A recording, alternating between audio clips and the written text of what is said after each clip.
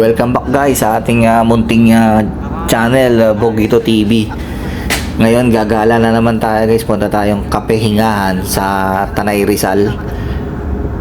Bale 5 tayo ngayon guys, pabiyahe guys. Kaming dalawang mag-asawa tsaka yung tatlo naming mga anak tsaka yung mga ibang mga gamit pa sa likod.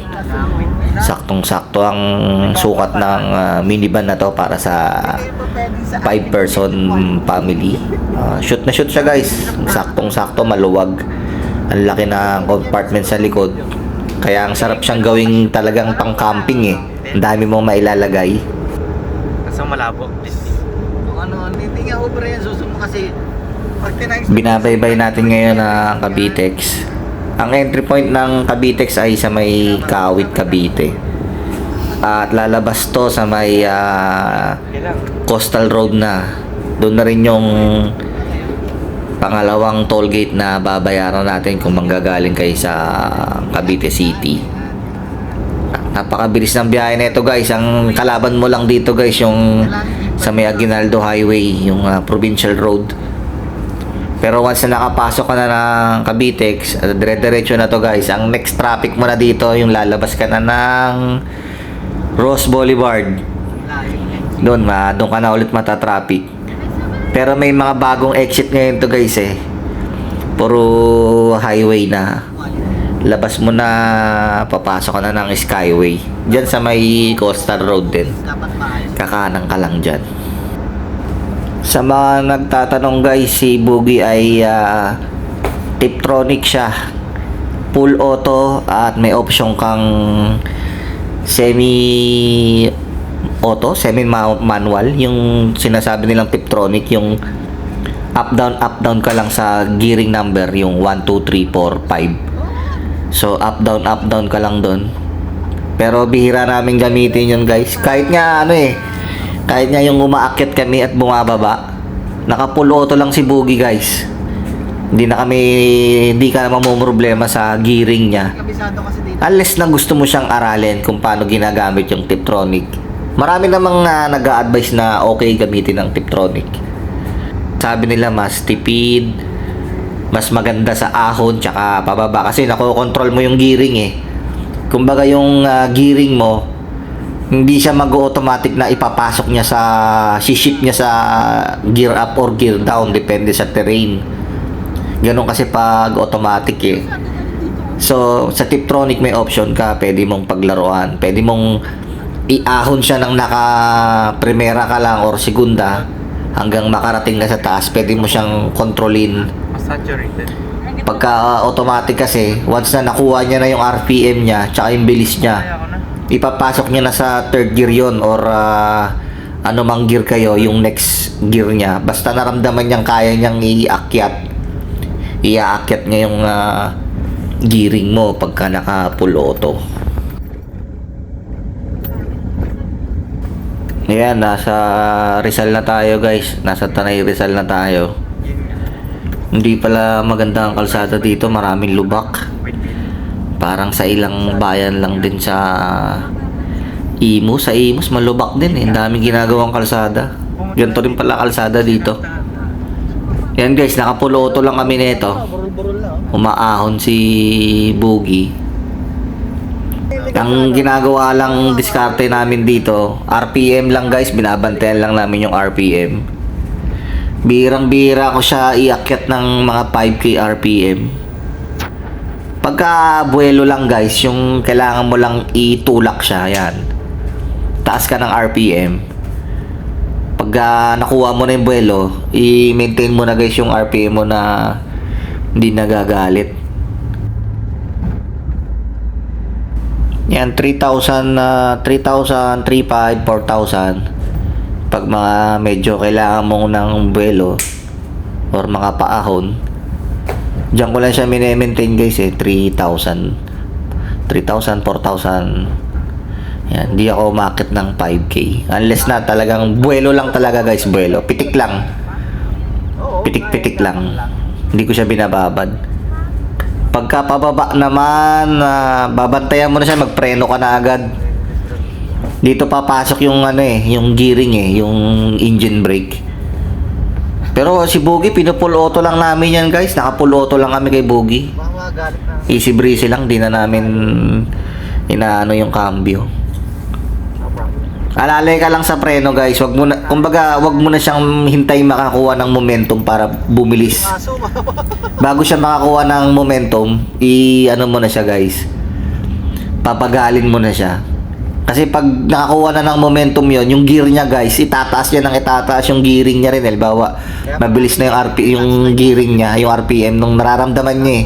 Hindi yung RPM ng makina eh. Yung parang Ayan, mama. RPM ba ng ano yun? Differential ba yun? Basta pag bumibilis na siya at bitin siya sa kwarta, ipapasok niya sa quinta pag naka full auto. Diyan nga pumapasok yung Tiptronic. Pero ginagawa ko lang guys, bago siya bumilis, yung ikot ng gulong niya, nagpepreno na ako, piniprenohan ko na siya. Bawa, kwarta, peprenohan ko na siya. Di ba, pababa. Tarik na. Pagpipreno na ako noon para bumaba yung speed niya at saka yung RPM niya sa gulong. Ikutin nyo lang po. Ipapasok niya ngayon guys sa Tresera. Ikutin nyo lang po. Yun. So pag Tresera na, kaya ako na siyang mag-andar sa kagustuhan niya ayon sa tooling niya. Hindi maganda. Basta guys, habang ginagamit niyo yung sasakyan niyo, no, magigets niyo rin siya, mararamdaman niyo yung ano yung gusto nung makina eh. Yes. Para ka rin nagdadrive ng motor. Pandaraya po yan. So the best talaga may experience ka sa pagdadrive, either sa motor or sa kotse before. Para alam mo yung mararamdaman mo siya guys eh, mapipil mo yung vibration na yung ugong ng makina kung nangihingi ba siya ng gear up or gear down. So kahit naka full auto ka, kayang-kaya mo yun guys, nasa driving mo na lang yun eh, nasa driving skills mo na lang yun eh. Sa instinct mo naman. So sa akin lang guys, hindi natin kailangang sabihin mas maganda yung auto or mas maganda yung manual. Depende sa inyo yan guys, sa pakiramdam nyo. Hindi ko rin alam guys, kasi bugito rin ako, first time ko nagdadrive. Kaya open tayo guys, open tayo sa comments and suggestion. Open tayo guys, magkwentuhan dito guys. Ayan na, nakarating na kami guys sa papunta na ng kapehingahan. Nabugi pa. Wala yung wifi. Bakit? Ang ginagawa mo?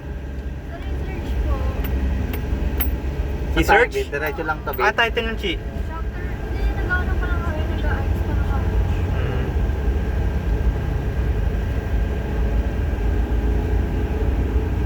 Overtake lang kayo guys, kung gusto nyo guys. 3535 lang kami. Kaya po persahin si Boogie o 4K.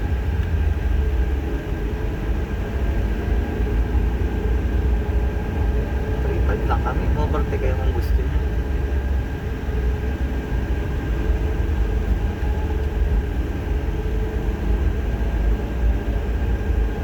Turn left. Abutan pa ata natin sunset. Asan yung left bit?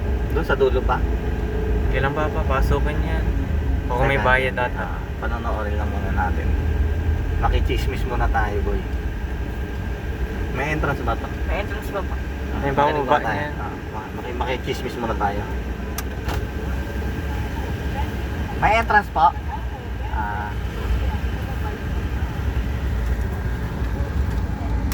Ba't yung truck mo muna nga sa handbrake mo? Maganda ba doon? Vista Cafe, kate. First time namin dito eh. Oo, maganda. Maganda? Overlooking. How much? Ganyan lang. Local ano yan eh, local tourism. Ay, ano ba ito? Bobo. Naubos na na-cute si Papa. Kakadrive. Talagang side mo to pa. Okay, no.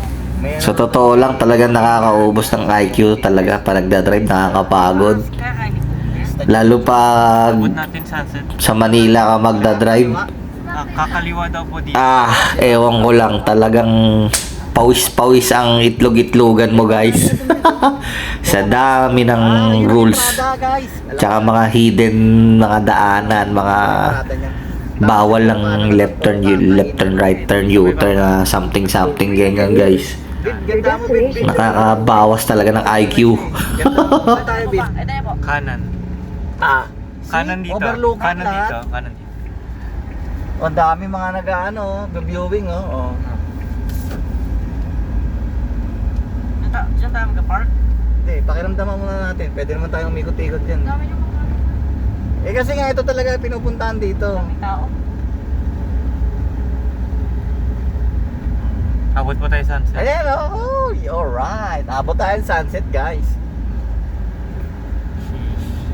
Sheesh. Umabot kami.